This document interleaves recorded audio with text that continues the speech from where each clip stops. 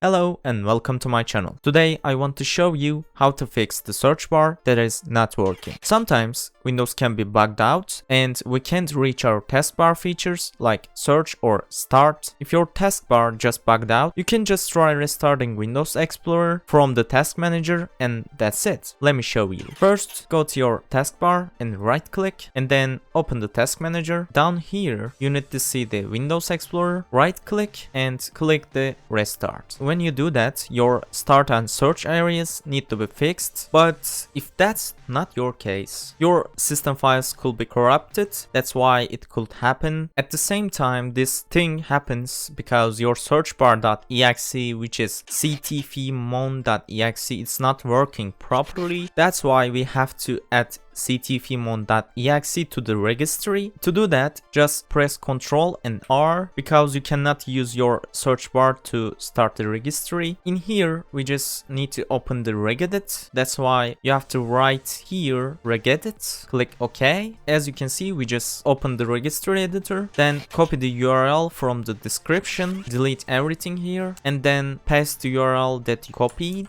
and press enter. Then in this ROM folder, you need to add a new string value. In this ROM folder, right click, new, click this string value. The string value's name needs to be ctfmon.exe